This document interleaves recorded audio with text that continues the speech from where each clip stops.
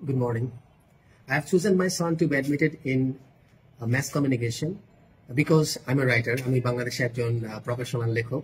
সেই জন্য আমি চেয়েছি যে আমার ছেলে সবসময় একটা ক্রিয়েটিভ সেক্টরে থাকবে। সেজন্য ম্যাস কমিউনিকেশন খুব ইম্পর্টেন্ট একটা ফ্যাকাল্টি আমি মনে করি।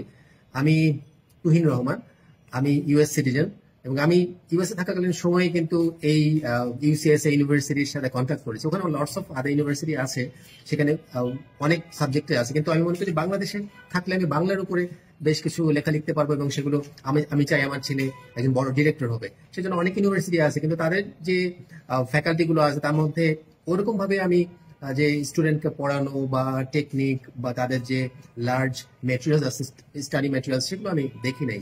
তো আমার ইউএসসিএসএ যখন আমি আসলাম, এসে দেখলাম তাদের খুবই চমৎকার লাগছে, তাদের বিহেভিয়ার, তাদের মানে ট্রেনিং স্টাইল এবং টিচিং এ আমাকে তারা 50% স্কলারশিপ দিয়েছে আমার ছেলেকে। তো সব মিলিয়ে আমি খুব স্যাটিসফাইড। এবং আমি ইউএসএ তে কেন থাকলাম না সেটাও কিন্তু ইউএসএ ইউনিভার্সিটির জন্যই আমি থাকলাম না, যে এখানে এসে সে পড়াশোনা করবে ইউনিভার্সিটিতে, একটা মালয়েশিয়ান ইউনিভার্সিটি বাংলাদেশে আছে, সেটাও অনেকে জানে না।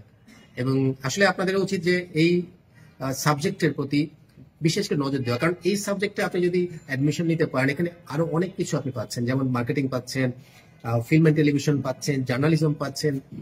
তো আমি মনে করি যে এটা যদি আপনি কমপ্লিট করতে পারেন আপনার ছেলেকে বা আপনার যারা পড়াশোনা করছে তাকে, তাহলে আমি মনে করবো যে সেই স্টুডেন্টটা আরো ক্রিয়েটিভ হতে পারবে এবং আরো ভালো করে এই যে লিটারেচার তারপরে এবং অন্যান্য যে কালচারাল ফিল্ড আছে সেখানে তাদের মানে পদযাত্রাটা অনেক ভালো হবে বলে বিশ্বাস করি।